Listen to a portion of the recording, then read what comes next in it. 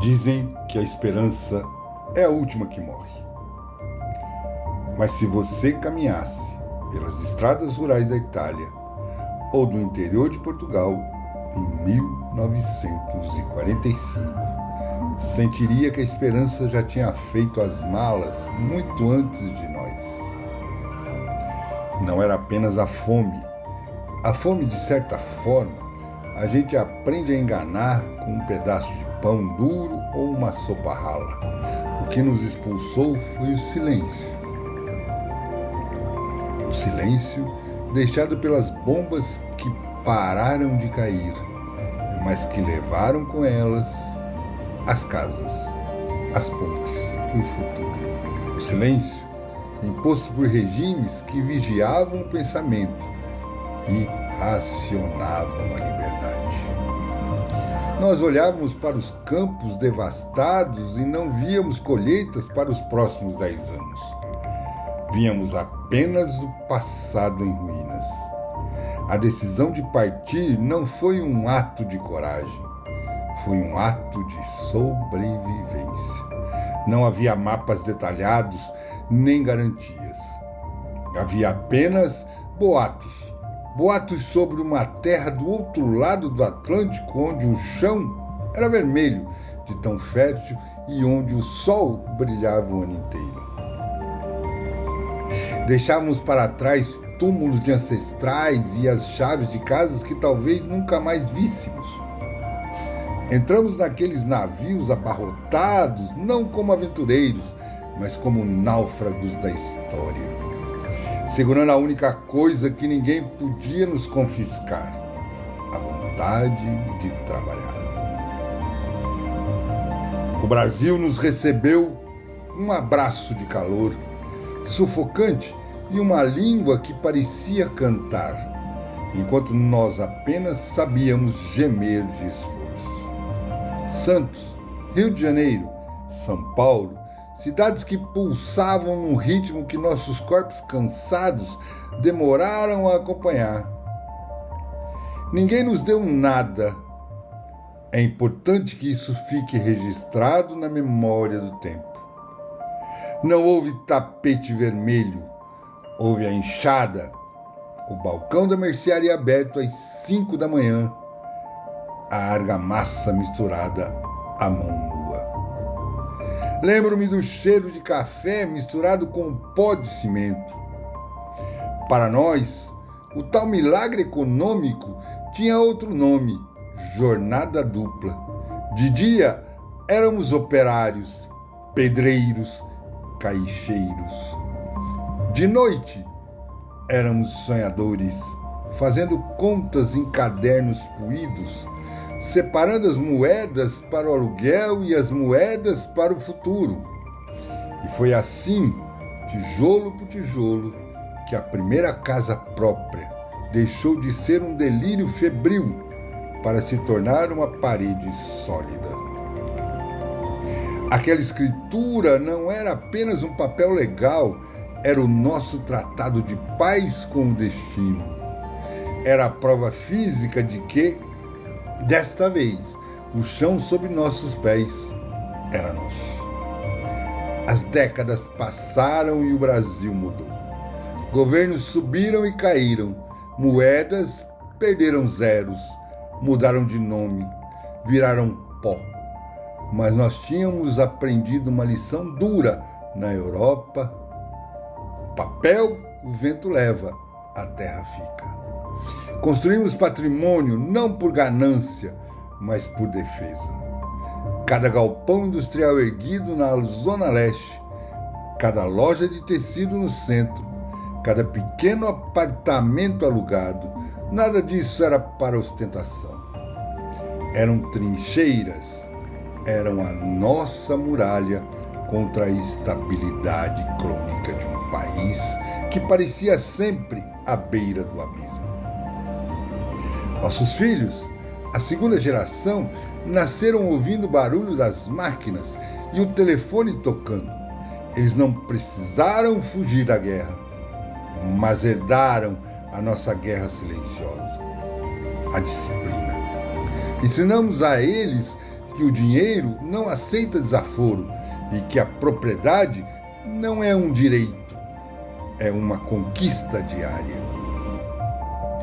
Eles estudaram, tornaram-se engenheiros, administradores, médicos, modernizaram as fábricas, digitalizaram os estoques, mas na mesa de jantar, o conselho do avô ainda ecoava mais alto que qualquer MBA. Nunca arrisque a escritura, o que é seu é a sua liberdade. Chegamos ao século XXI, acreditando que a travessia tinha terminado, que a tempestade tinha ficado para trás no oceano de 1948. A terceira geração, os netos, cresceu num mundo globalizado, colhendo os frutos daquelas árvores plantadas com mãos calejadas 70 anos antes.